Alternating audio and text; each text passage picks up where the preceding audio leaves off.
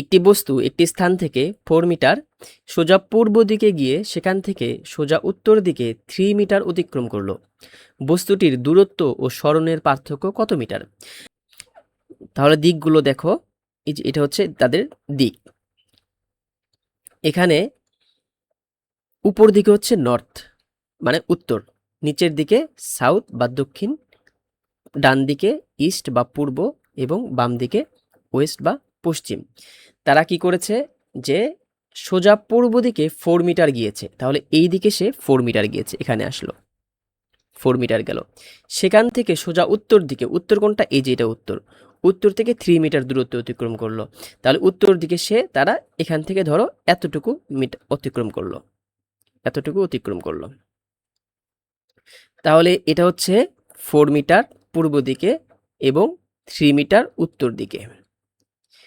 বলেছে বস্তুটির দূরত্ব ও সরণের পার্থক্য কত? দূরত্ব তো হবে 4 + 3, কারণ সে এতটুকু দূরত্ব অতিক্রম করেছে। আর সরণ কত হবে? সরণ হচ্ছে তাদের মধ্যবর্তী সরলরৈখিক দূরত্ব, মানে এই বিন্দু থেকে এই বিন্দুর সরলরৈখিক দূরত্ব। সরণ হবে এই যে তাদের যে অতিভুজটা, এটা হচ্ছে তাদের সরণ হবে। তাহলে এইটা হচ্ছে 90 ডিগ্রি। এবার চলো আমরা দূরত্ব আর সরণ বের করি। দূরত্ব কত? দূরত্ব হবে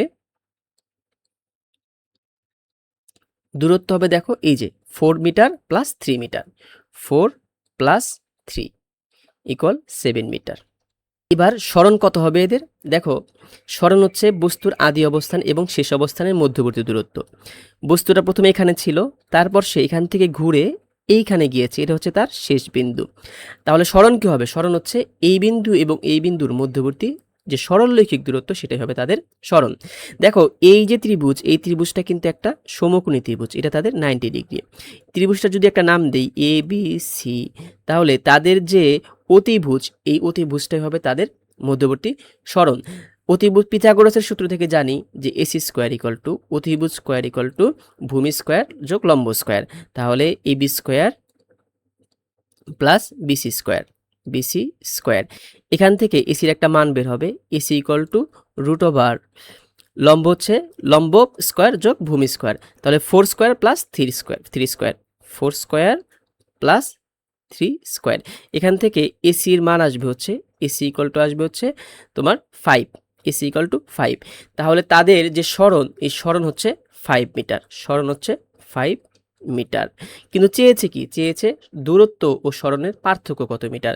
তাহলে দূরত্ব এবং সরণের যে পার্থক্য হবে, দূরত্ব হচ্ছে 7 মিটার আর সরণ 5 মিটার। তাহলে পার্থক্য হবে, দূরত্ব সরণের পার্থক্য হবে